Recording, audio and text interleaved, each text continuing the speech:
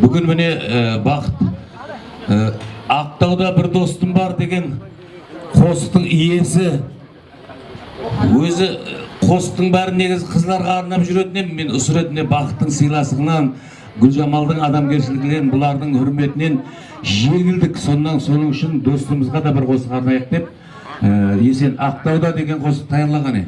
Ақтауда деген достым бар деген бір қосықпенен тойыңызды басылап береміз. Ешіміз ба? Ал ойнайман деген доса.